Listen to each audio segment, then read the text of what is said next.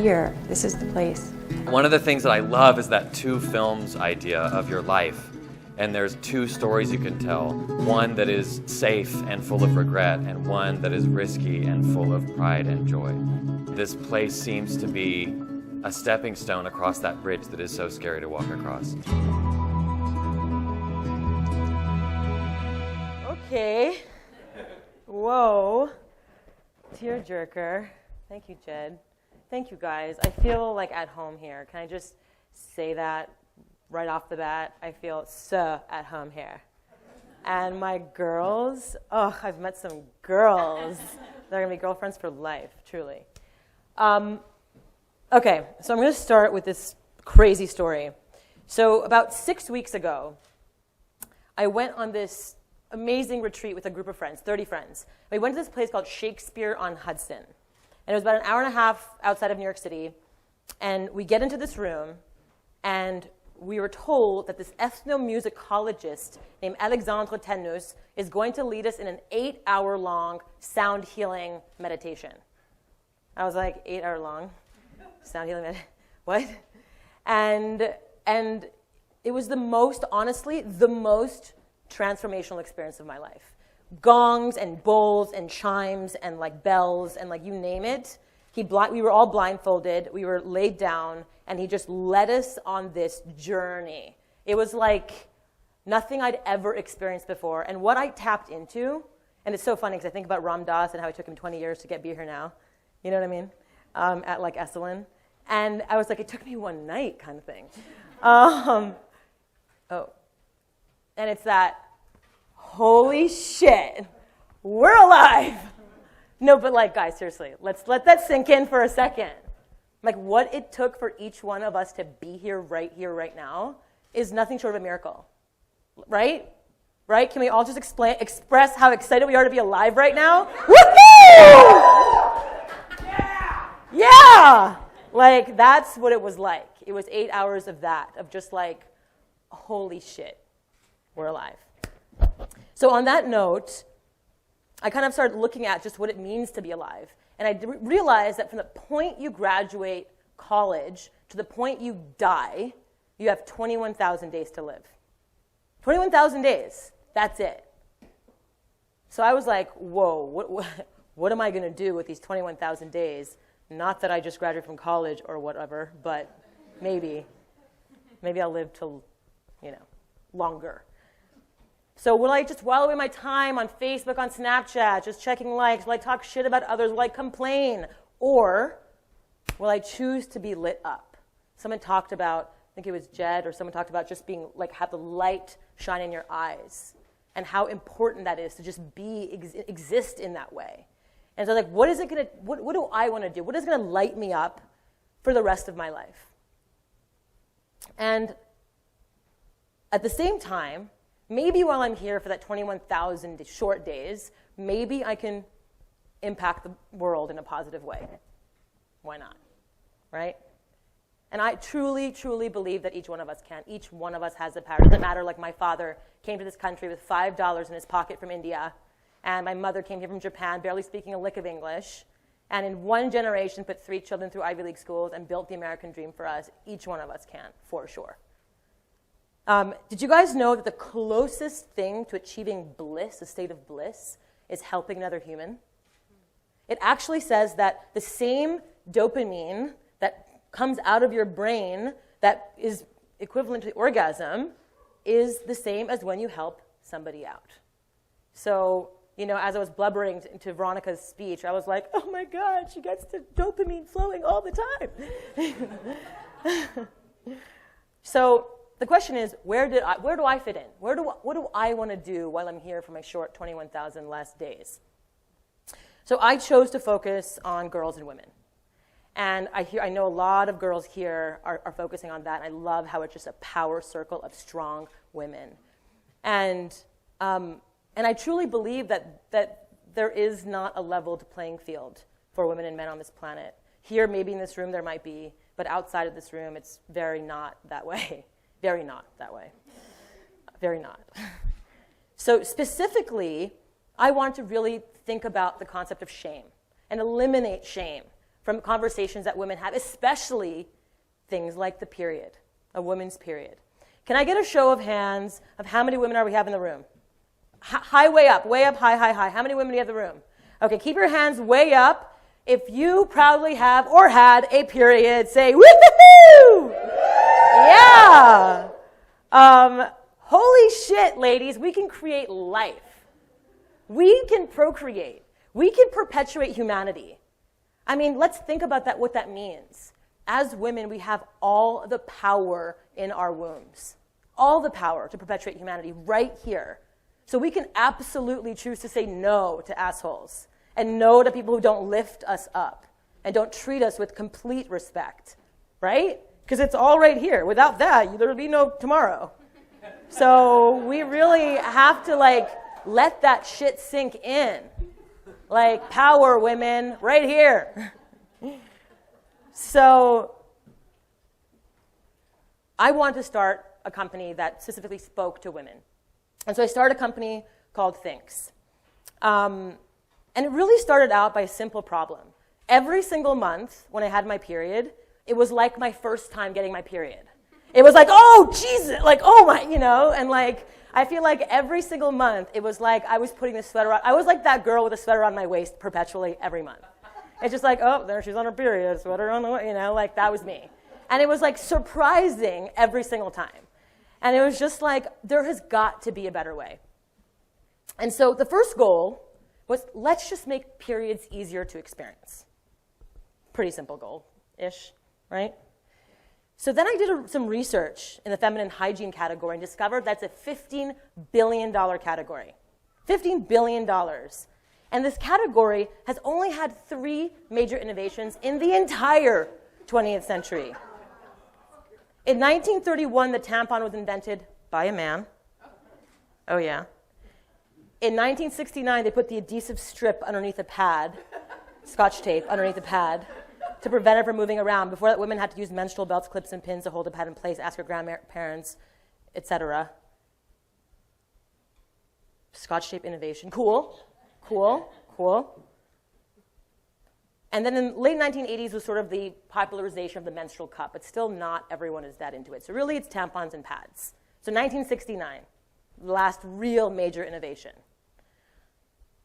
Also, it was so important at the time to understand existing issues that women are facing. Women just blindly follow a doctor. Put an IUD in, take the pill, you'll be fine. No period, great. No mess,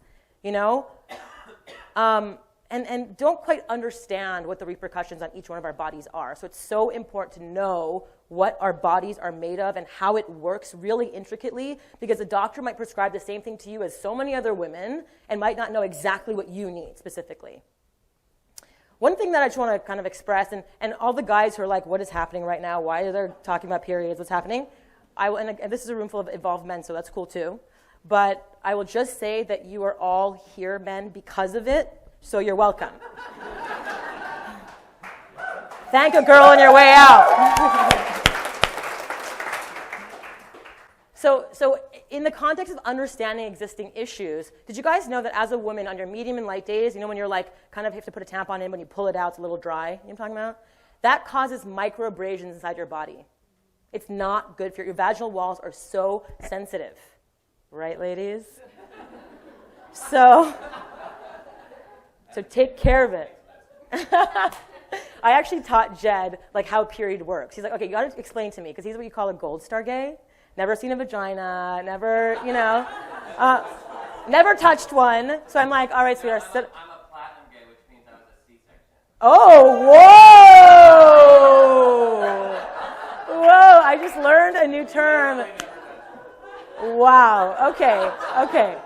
Well, then I feel really good that I taught Jed about the period. In fact, our 13-minute short film was a big part of it was sort of the storyline was brought to you by the brainchild of both of us mashing together. So grateful for that.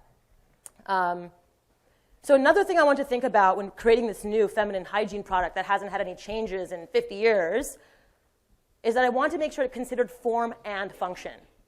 Because if something looks pretty but doesn't work, then what's the point? Or if something works but looks like a diaper, granny panties, or plastic, or gross, then what's the point also? So there had to be that incredible marriage of form and function. So my twin sister and my partner and I, the three of us together, spent the next 3.5 years developing the first real period-proof underwear. And the idea quickly came from when my twin sister and I were at my family barbecue called Agrapalooza. My last name is Agrawal. And it was our 15th annual Agrapalooza. And my twin sister and I were defending our 3-legged race championship title. And when you're a twin, it's kind of like cheating, you know what I'm saying? You're like the same person running, and you're like, people are like, this is not fair. We're like, hey, we didn't make the rules. We're just, you know. So in the middle of the race, the finals, Radha started her period. And so we had to finish the race still in first place, because we're competitive, and sprint, still tied to each other, up the stairs to the bathroom so she can change out her bathing suit bottoms. And as the blood was coming out of the bathing suit bottoms was when that slow motion, aha moment hit. Oh my God, wouldn't it be amazing if we could create a pair of underwear that never leaked, that never stained, and that supported women every day of the month? That was cool. So that was the first big aha moment.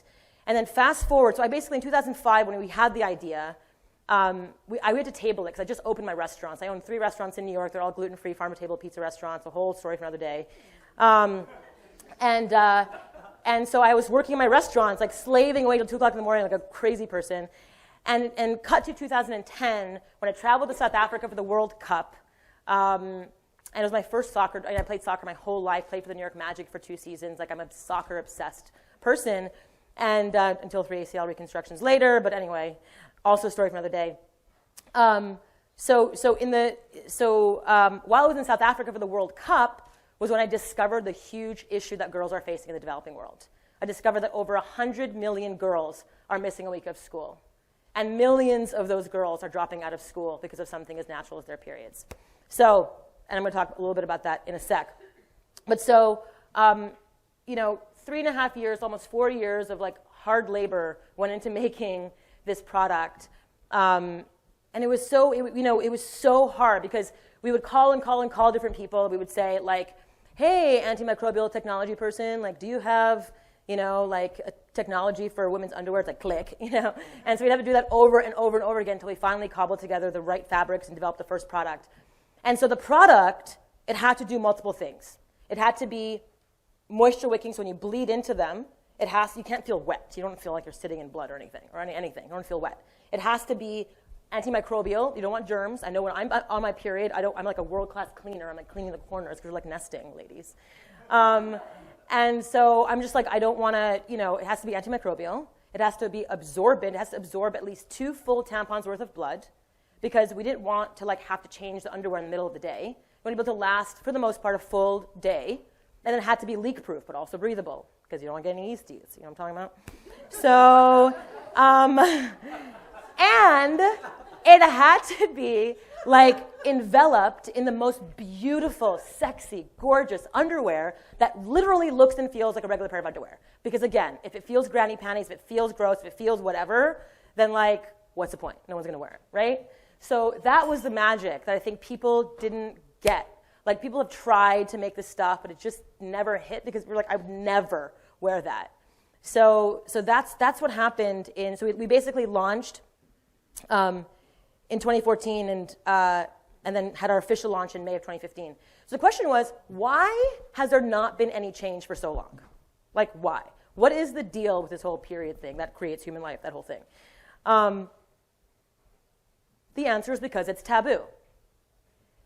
Shout out quickly, when you think of the word taboo, what does it make you think of? Bad. Secret. Shame. Wrong. What? Unmentionable, yes.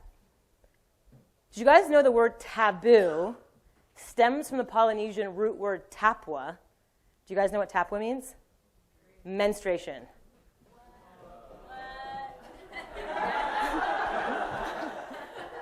When I found that out, I was pacing, and I was the most uncomfortable thing you can possibly talk about is, again, the thing that creates human life. No. Also, when you look at religious scriptures, the Bible, the Torah, the Quran, they all talk about how when you're on your period, you're impure. You will be defiled if you touch a woman on her period. You have to take a ritual bath after you're done on your period. You have all these ritual these religious scriptures that tell you that periods are bad. That has to change. Superstitions, OMG superstitions. Like, for example, in Nepal, they say that you have to sleep in a cow shed on your period because if you don't, then the snakes will come in and eat your father. Not kidding, this is happening right this second.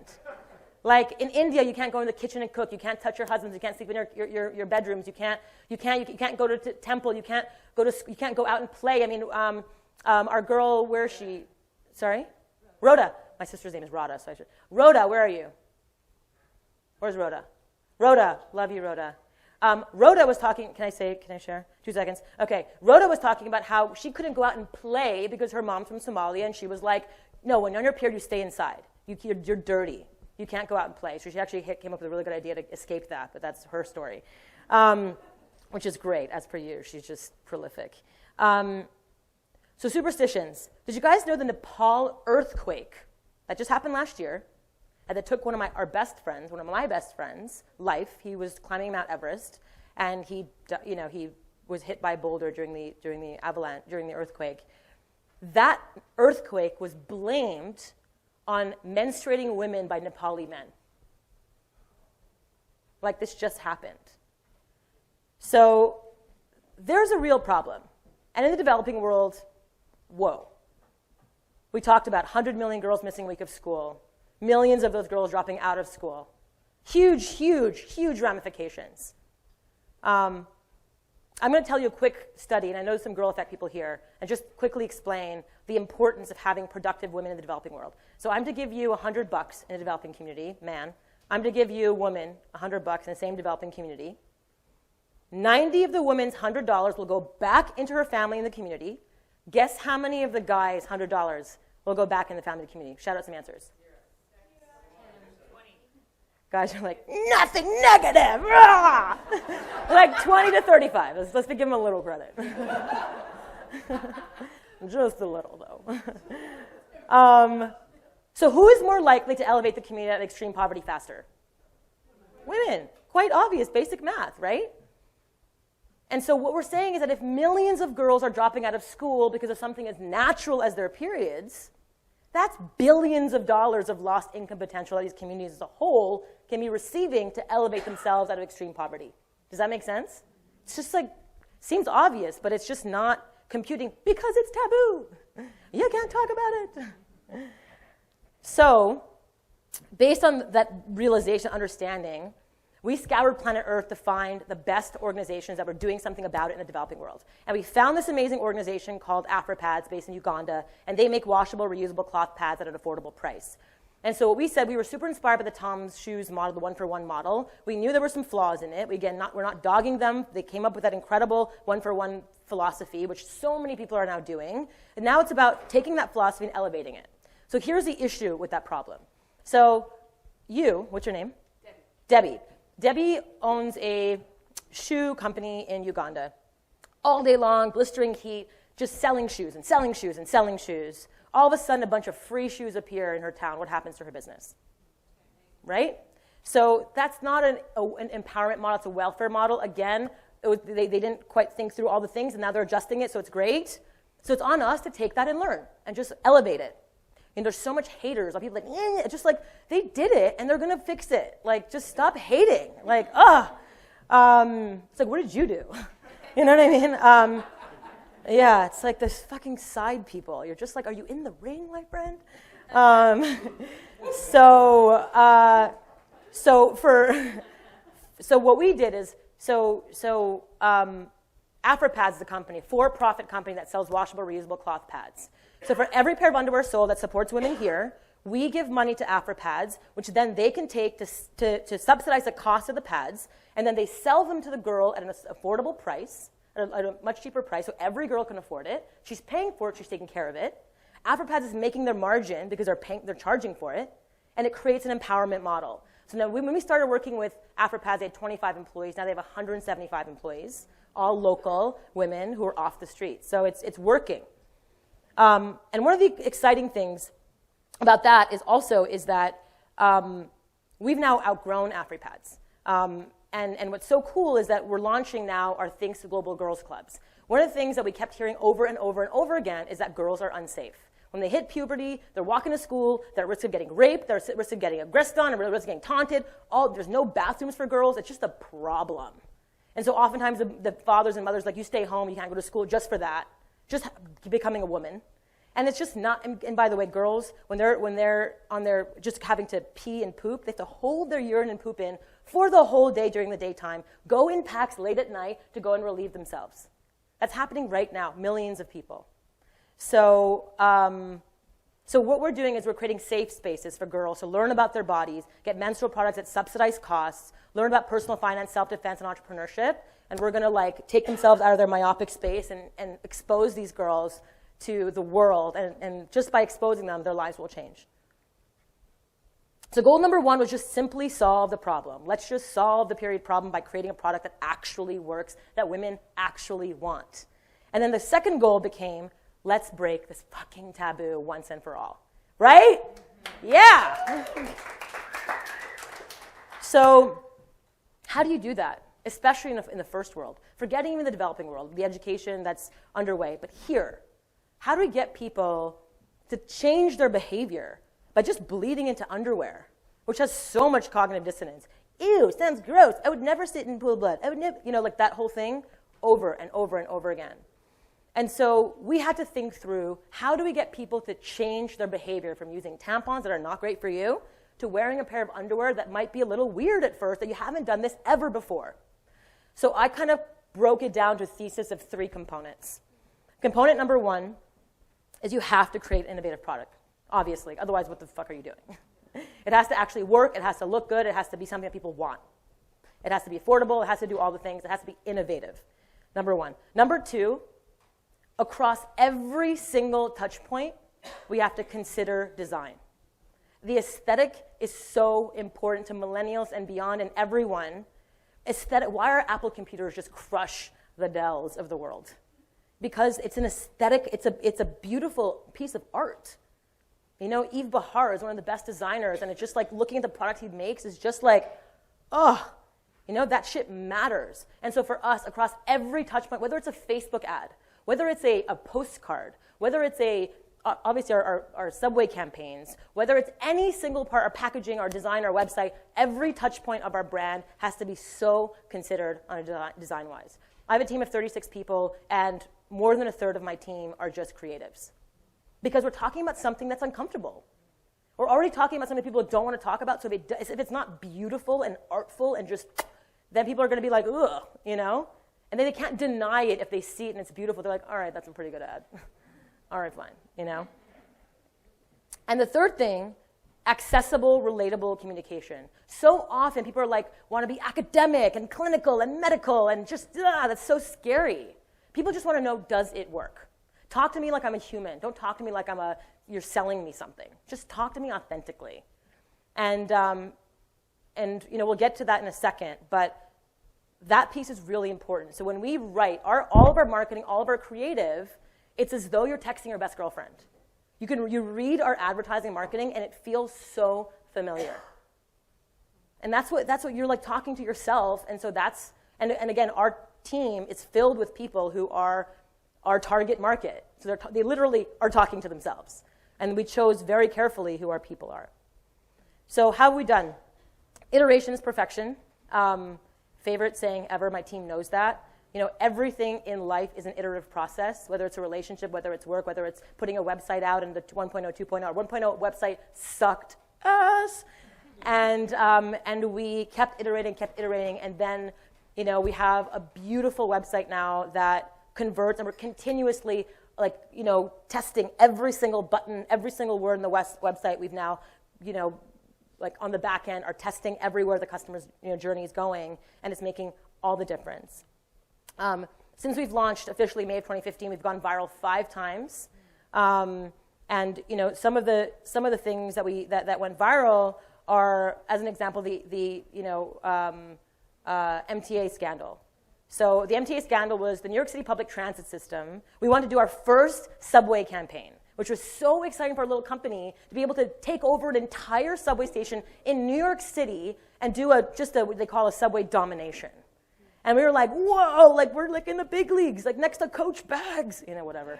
I mean, they can afford that shit, so we're like, and so the New York City MTA were like, you cannot advertise your ads in the subway. And we were like, why not? And they were like, your images are suggestive and offensive, would be offensive to riders, and you can't say the word period. And so this was the ad. It was a grapefruit. And it was gorgeous. And one of the questions that they asked, that the subway people were like, what if a 9-year-old boy sees these ads? And we're like, wouldn't that be great? Maybe he'd be like, mommy, like, whoa. And he'd be like, sweetheart, this is how you came to be. Respect the ladies. So we basically, what's so great about social media is that I said, if you do not approve our ads as is, we went painstakingly through the guidelines. If you do not approve these ads as is, we're going to press. And they're like, sure, kid, go to press. And I was like, cool, yep, got it, we'll do. Meanwhile, I didn't have like a plan at all. And so I was like, oh shit, what if they don't approve our ads?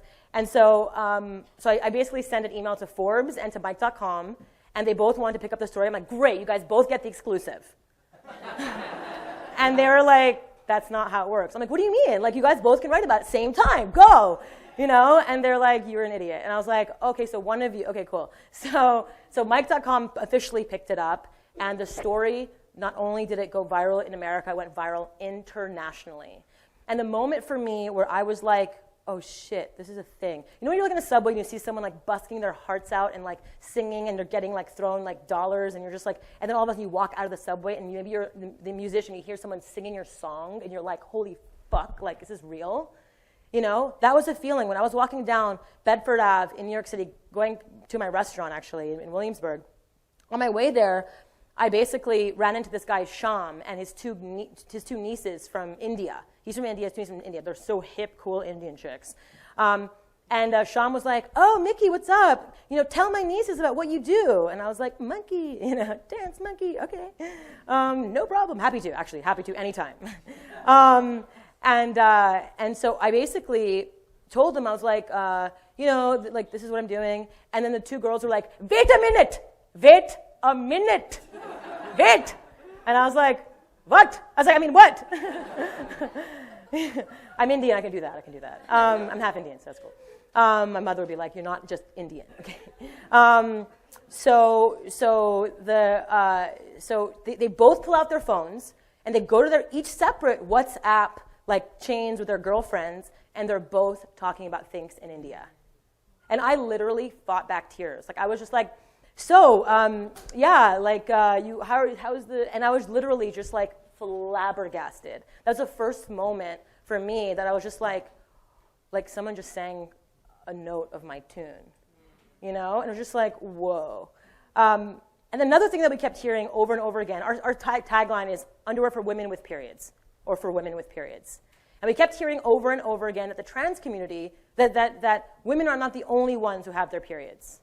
And we're like, huh. What do you mean? And we realized that, oh, wow, there are 900,000 people who've transitioned from men to women or women to men, taking that brave step to be who they are, and are being shunned and they have nothing.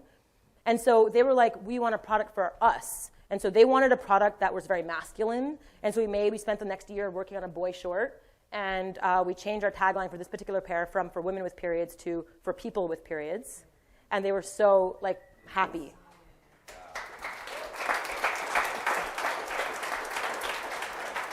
Another thing was, we always say choose radical authenticity. It's one of our core values at Thinks.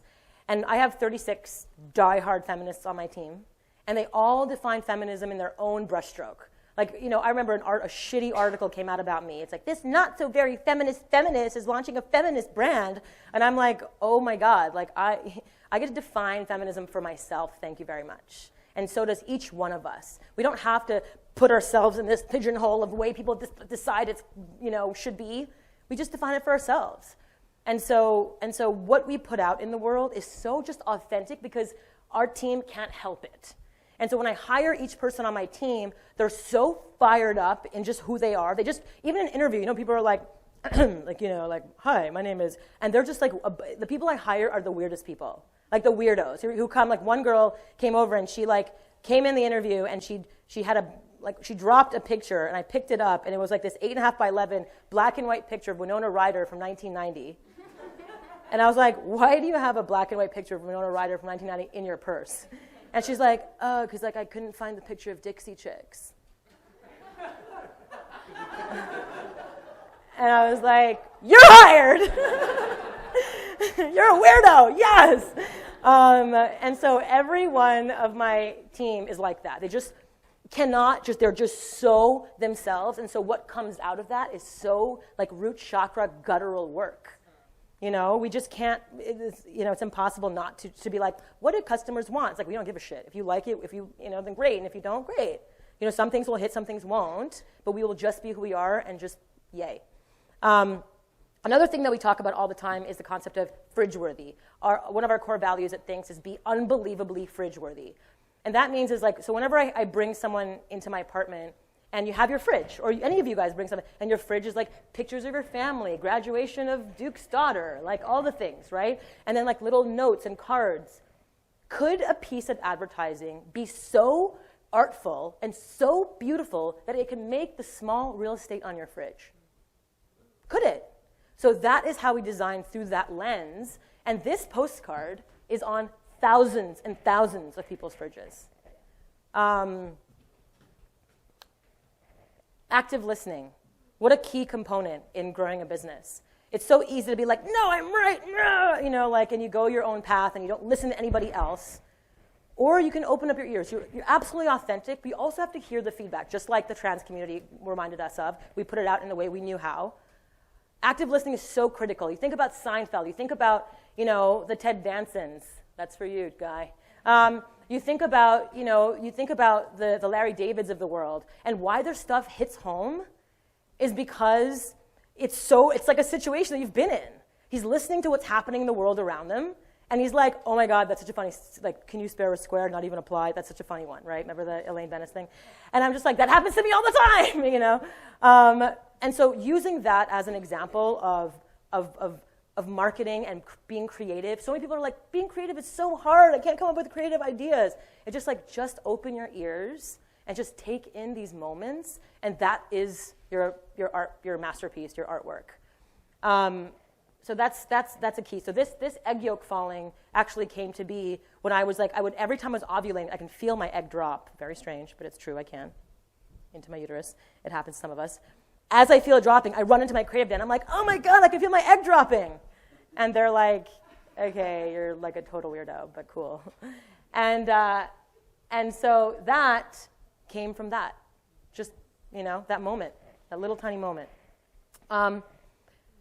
So fast forward, another big piece of active listening is people kept coming up to us and saying, we don't just use your underwear for period.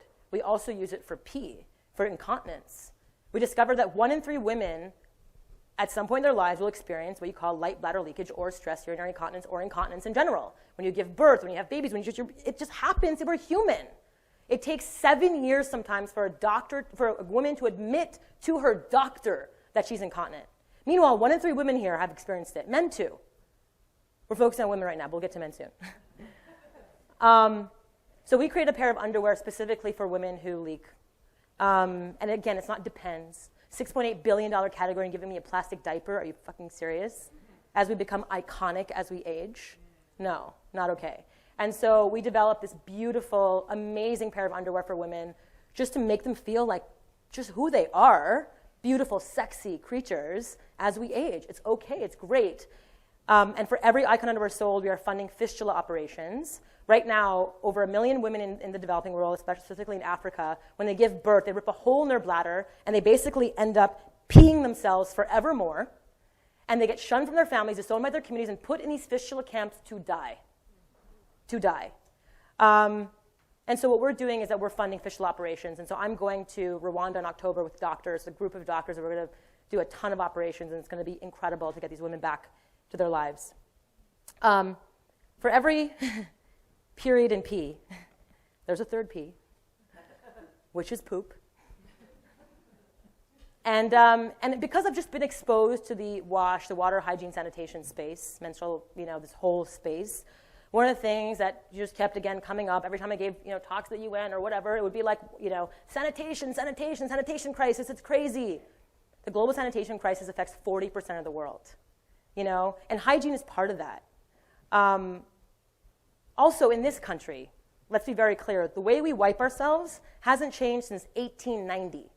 Toilet paper was brought to America in 1890 and has not changed. We are killing and cutting down 15 million trees per year to make toilet paper for this country alone.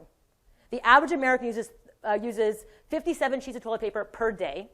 A single roll of toilet paper requires 37 gallons of water to make one roll of toilet paper. If we consider ourselves environmentalists in this room and understand what we do every single day affects our planet, our beautiful planet.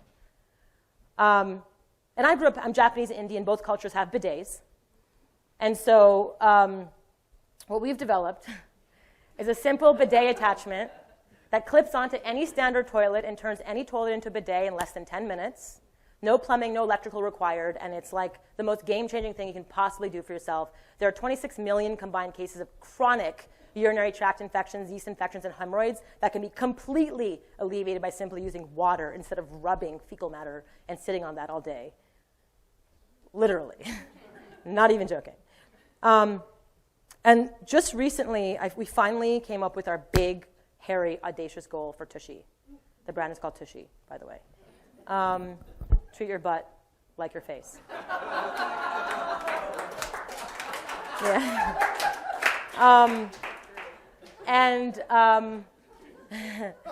So what we're like, imagine if a bird shits on your face. Would you take a piece of paper and smear their shit, or would you wash your face? You'd wash your face.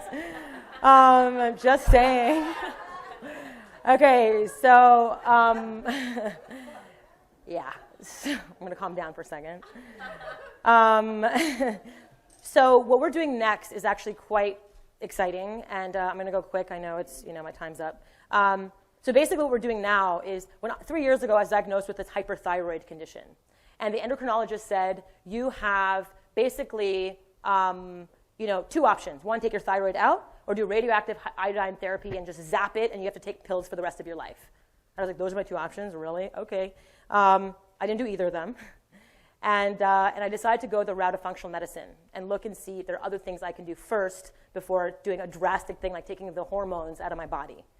And so I started seeing like Dr. Mark Hyman, who's the top functional medicine doctor in the world. He's my doctor. And he's like the top. He treats the Clintons. He treats like the friggin', like the Giselles and the whatever, the Tom Brady, whatever, everyone. And I'm like, and then the way he makes you poop to do a poop test to understand your microbiome is by literally pooping inside a plastic bag. He gives you a plastic bag, this little kit, and you open the plastic bag, and there's this French fry, like this French fry, like, boat, like, you know what I'm saying, the French fry boat things, cardboard, and then a popsicle stick. And he's like, now you take a shit inside this French fry thing, and then you have to take the popsicle stick and scoop out some of your poop, and then you have to put it inside a test tube, shake it around until all the poop is mixed in, and then you have to send that to a lab, which might take 2-3 weeks. By the time you get there, your microbiome has changed, no question. So by the time you get the results back, who gives a shit? It doesn't even matter. Who gives a shit, pun intended. And so the question is, is there a way to use Tushy to collect microbiome data in real time? And I finally found the MIT postdoc, PhD in material science and physics who can actually create this sensor that can capture your microbiome and your fecal matter data in nanoseconds. And on your phone, it'll be like, Lucas, you are deficient in D3 and B12, and by the way, you might be getting, you might be potentially on track for being diabetic, so you might want to change these X, Y things. So now, in real time, you'll be able to understand your body and your biome per person by yourself. Whoa!